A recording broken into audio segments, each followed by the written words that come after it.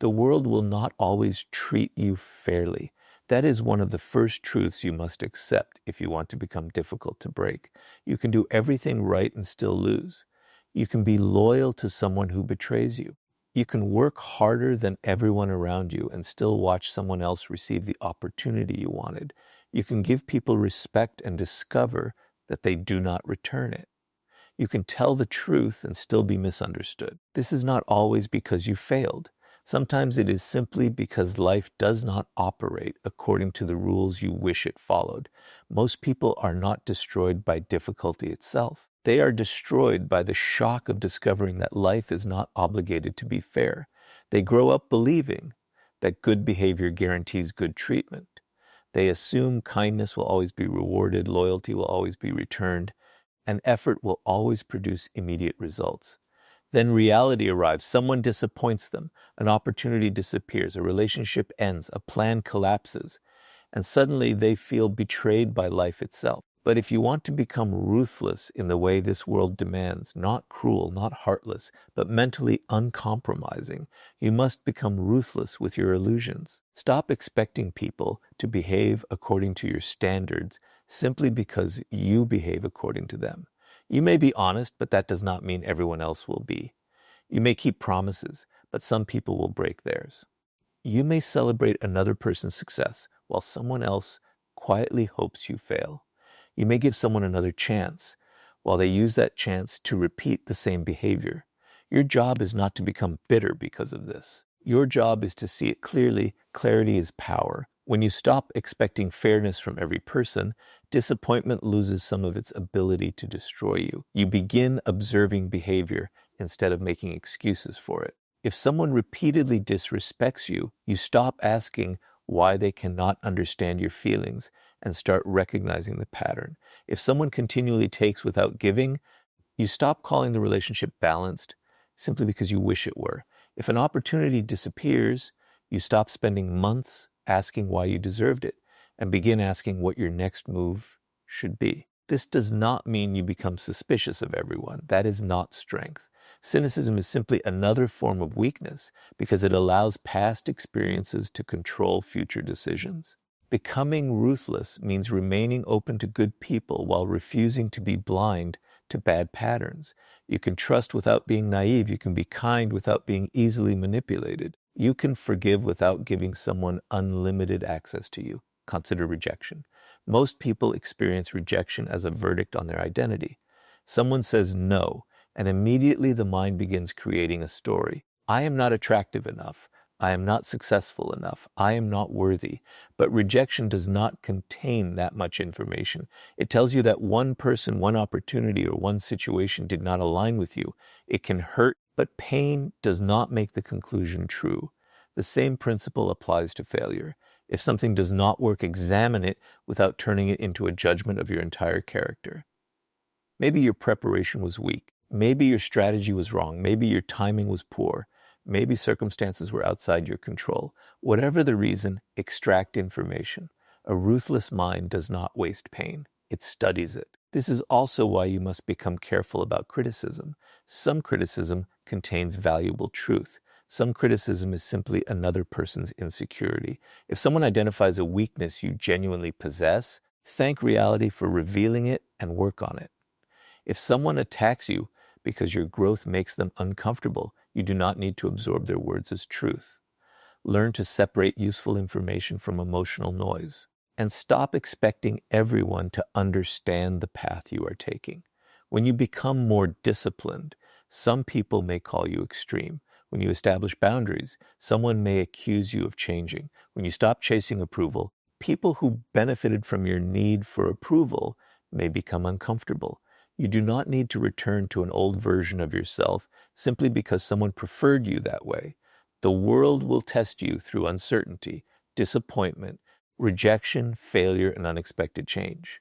You cannot control the arrival of these experiences, but you can control the meaning you give them. You can allow them to become evidence that life is against you, or you can use them as information that makes you wiser. There's a difference between saying the world is unfair, so nothing matters, and saying the world is unpredictable, so I will prepare myself. The first creates helplessness. The second creates strength. You cannot control whether someone respects you, but you can control the standards you enforce. You cannot control whether an opportunity appears, but you can control whether you are prepared when it does. You cannot control whether someone stays in your life, but you can control whether you abandon yourself trying to keep them. You cannot control every outcome, but you can control your response. That is where your power begins. Become ruthless with the fantasy that everyone will treat you fairly. See reality without hatred, accept disappointment without surrender, and learn from every experience without allowing it to define you. Because once you stop demanding that the world protect you, you can finally begin building the strength required to protect yourself, and that battle begins with the weaknesses inside you. Once you accept that the world will not always protect you, you are forced to confront a harder truth. Sometimes the person most responsible for keeping you weak is yourself, not because you are incapable, but because you have learned to negotiate with the very habits that keep you from becoming stronger. You tell yourself you will start tomorrow. You promise yourself that this is the last time you will tolerate disrespect. You know what needs to be done, yet you continue making excuses because comfort is easier than transformation. This is where you must become ruthless with your own weaknesses. Ruthlessness does not mean hating yourself. It means refusing to keep making agreements with the parts of you that repeatedly sabotage your future. If procrastination is destroying your progress, you cannot keep treating it like a harmless personality trait. If fear repeatedly prevents you from taking necessary action, you cannot continue calling avoidance being careful. If people-pleasing makes you abandon your own boundaries, you cannot keep calling it kindness. You must become brutally honest about the patterns that are making your life smaller. Most people want the results of discipline without experiencing the discomfort of discipline. They want confidence without confronting fear. They want respect without learning to establish boundaries. They want success without giving up the habits that keep them comfortable. They want a stronger future while protecting the weaker version of themselves that created the present. You cannot have both. Every time you choose comfort over what you know you must do, you strengthen the habit of avoidance. Every time you break a promise to yourself, you teach your mind that your own word has no authority. And when you repeatedly ignore your own standards, your confidence begins to disappear. Not because someone else took it from you, but because you stop trusting yourself. Self-trust is built through action. If you tell yourself that you will wake up early and you repeatedly ignore the alarm, the problem is not simply the missed morning. You are teaching yourself that your intentions are negotiable.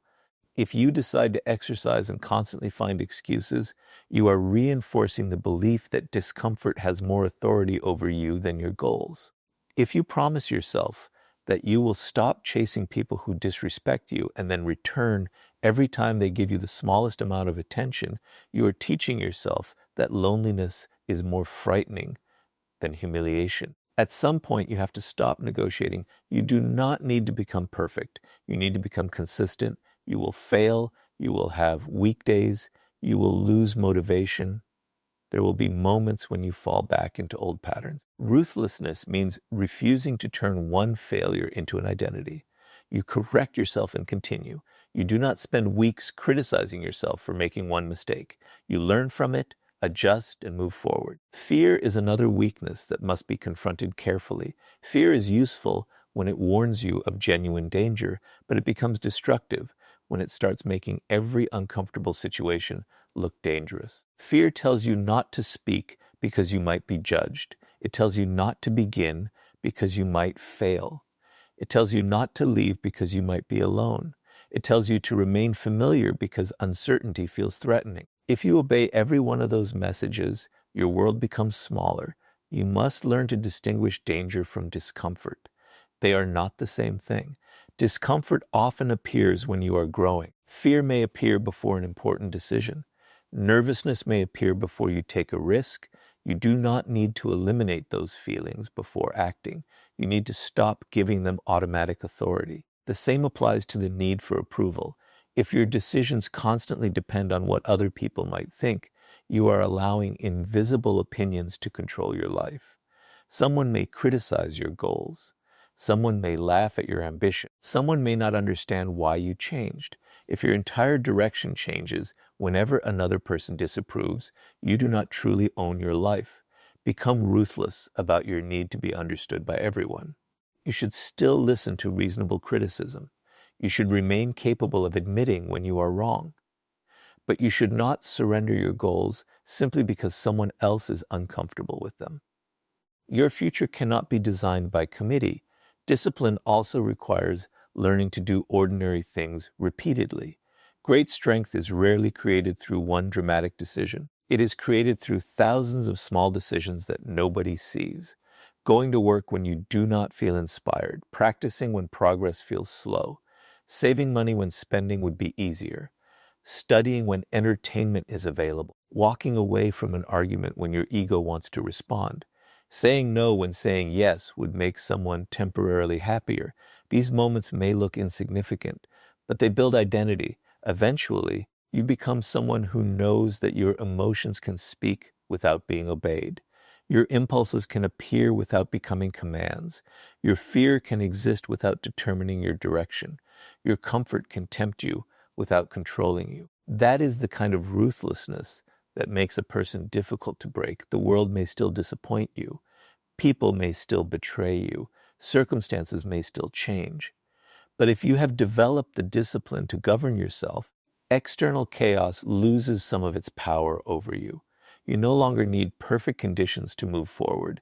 Become ruthless with the habits that weaken you, because the strongest person is not the one who controls everyone around him, but the one who has learned to control himself. And once you can govern your own weaknesses, you become ready to decide who deserves access to your time, energy, trust, and life.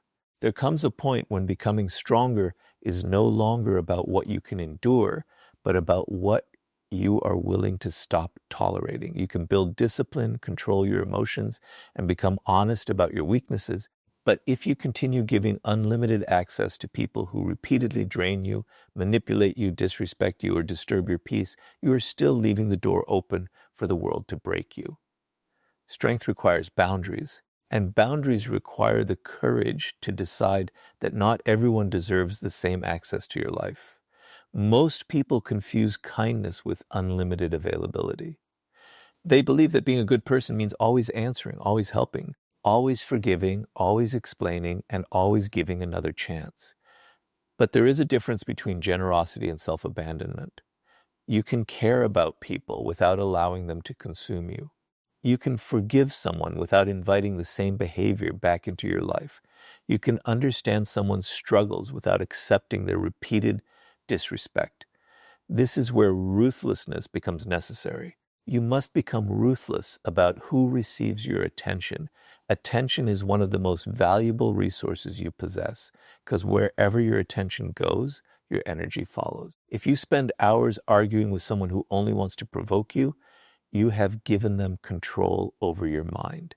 If you constantly monitor someone who makes you anxious, you have allowed their behavior to occupy your thoughts. If you repeatedly explain your boundaries to someone who has already understood them and simply chooses to ignore them, you are wasting energy trying to convince someone who benefits from your weakness. Sometimes the strongest response is not another explanation. It is distance. A boundary is not a threat. It is a decision about your own behavior. You do not need to tell someone, "You better respect me." You can simply decide what you will do when disrespect appears. If someone repeatedly speaks to you in a way you will not accept, you can end the conversation. If someone continually takes advantage of your generosity, you can stop providing what they exploit. If someone repeatedly creates chaos in your life, you can reduce their access to you. The important part is consistency. A boundary that exists only when you are angry is not really a boundary. It is an emotional reaction. A real boundary remains when the emotion disappears. You decide beforehand what behavior you will accept and what behavior will cause you to step back. Then you follow through without unnecessary drama. This is difficult because some people will test you when they realize you are changing. They may become surprised when you stop answering immediately. They may accuse you of becoming cold when you stop tolerating behavior that you previously accepted. They may remind you of everything they have done for you. They may attempt to make you feel guilty for protecting yourself. Do not confuse guilt with wrongdoing. Sometimes guilt simply means you are doing something unfamiliar. If you have spent years pleasing everyone, saying no may feel selfish even when it is reasonable. If you have always been available, creating distance may feel cruel even when it is necessary. Your emotions may resist the new standard because they are accustomed to the old one. This is why you must learn to observe behavior rather than promises. People can say they respect you while continuing to violate your boundaries. They can apologize repeatedly without changing their behavior. They can promise that things will be different and then return to the same pattern. Listen to words, but measure them against actions. A sincere apology eventually produces different behavior. Without change, an apology can become nothing more than another cycle. At the same time, do not become so defensive that you isolate yourself from everyone. Ruthlessness does not mean shutting the world out. It means becoming selective. There are people who deserve your trust, people who support your growth, people who tell you the truth without trying to control you, and people who respect your boundaries even when they disagree with you. Those relationships should not be destroyed simply because some people have hurt you. The goal is not to trust nobody. The goal is to trust intelligently. You should also stop believing that every relationship must be saved. Some relationships reach their natural end. Some friendships become unhealthy. Some connections belong to an earlier version of your life. Some people may have been important to you once, but no longer fit the direction you are taking. Ending a relationship does not automatically make you disloyal. Sometimes it means you finally recognize that holding on is costing more than letting go. And when you walk away, do not turn the decision into revenge. You do not need to humiliate someone. You do not need to expose them. You do not need to make sure they regret losing access to you. The strongest boundary is often quiet. You simply remove yourself from the situation and continue building your life. Revenge keeps you emotionally connected to the person you claim to have left behind. Peace requires something different. Indifference to their reaction. Your time belongs to you. Your attention belongs to you. Your energy belongs to you. Your trust should be earned. Your presence should not be treated as an unlimited resource. The world becomes far less capable of breaking you when you stop giving every person permission to reach the most vulnerable parts of you. Become ruthless about your access, your boundaries, and your energy, not because you hate people, but because you finally understand that protecting your peace is part of protecting your future. And once you decide who deserves access to you, the next challenge is learning how to remain calm when those people, or the world itself, try to provoke you. The world will eventually test your emotional control. It may come through disrespect, rejection, betrayal, criticism, failure, or the sudden behavior of someone you trusted. You can build boundaries and become selective about who receives access to your life. But if every provocation can control your emotions, you are still vulnerable. A person does not need physical power over you to influence you. Sometimes all they need is the ability to make you angry, afraid, insecure, or desperate enough to act without thinking. This is why emotional control is one of the deepest forms of ruthlessness. You must become ruthless about what you allow your emotions to decide. Emotions are valuable sources of information, but terrible rulers. Anger may tell you that a boundary has been crossed. Fear may warn you that something deserves attention. Disappointment may reveal that your expectations were misplaced. But information is not instruction. Feeling something does not mean you must immediately act on it. This distinction separates reaction from strength. Imagine someone deliberately insults you in front of others. Your first instinct may be to defend yourself immediately, raise your voice, or say something designed to hurt them more deeply. In that moment, they have discovered something important. They can control your behavior simply by pressing the right emotional button. The insult may have lasted 5 seconds, but if you spend the next hour arguing, explaining, and replaying it in your mind, they have taken much more from you than those 5 seconds. The ruthless response is not pretending you were not affected. It is refusing to surrender control because you were affected.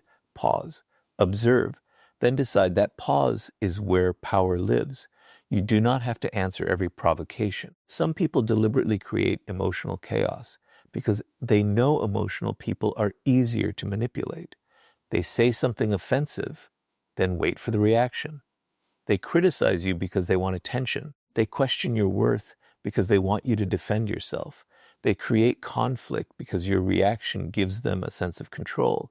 If you react automatically, you participate in their strategy. If you remain composed, the strategy loses its reward. This does not mean you should tolerate serious disrespect or remain silent in every situation. Emotional control is not weakness. You can confront someone without losing control.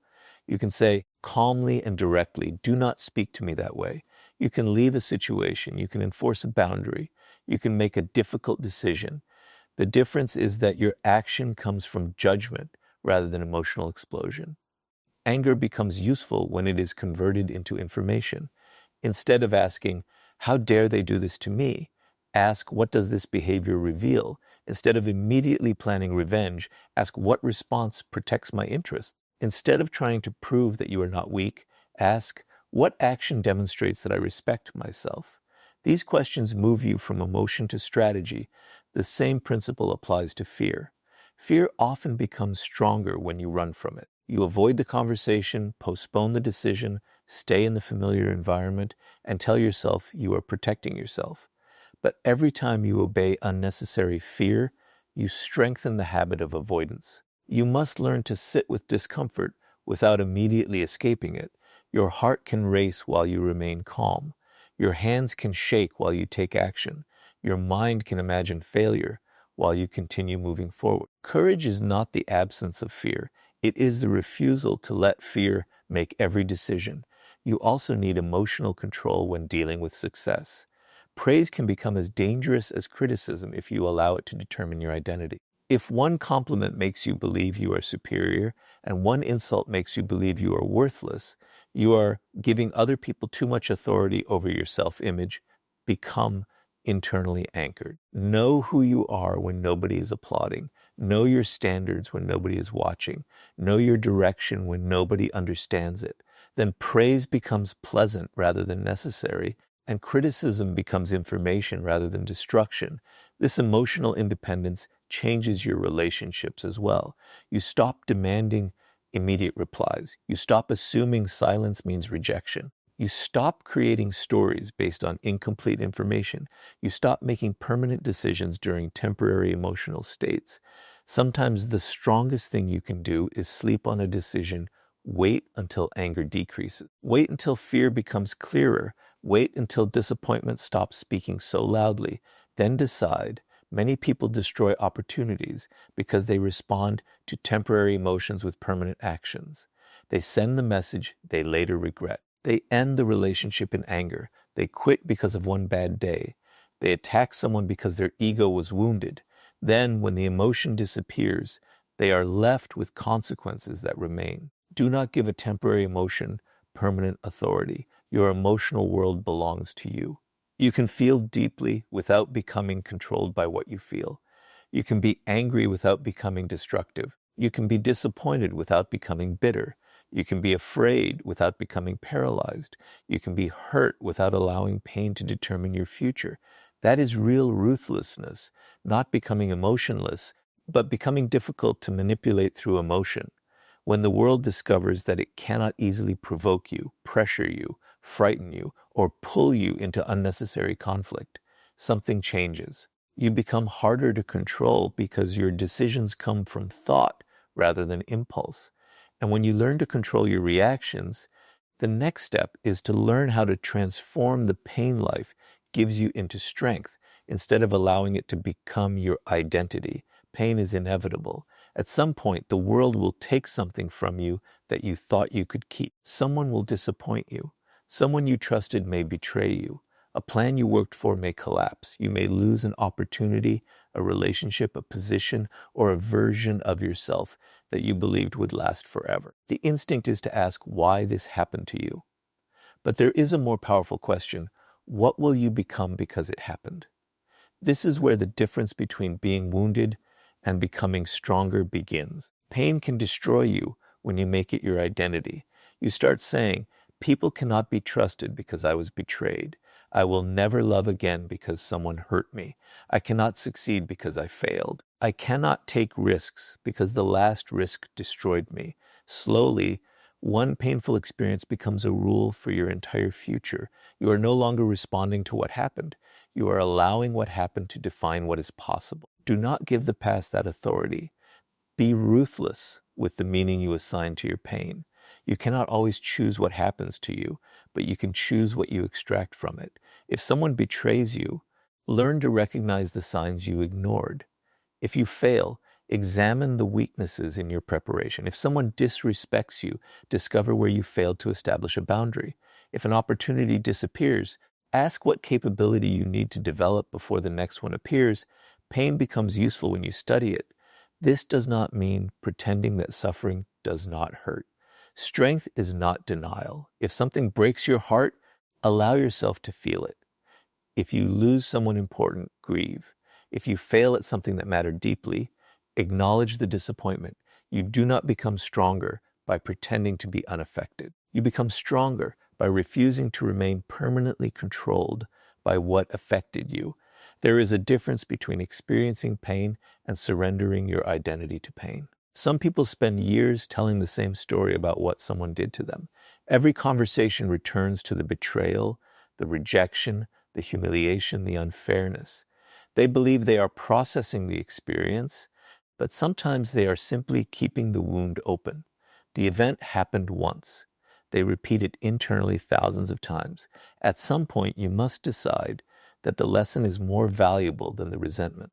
Ask yourself what the experience taught you about people, about yourself, and about reality. Maybe you learned that you trusted too quickly. Maybe you discovered that your boundaries were too weak. Maybe you realized that you ignored warning signs because you desperately wanted something to work. Maybe you learned that you were depending too heavily on another person for your happiness.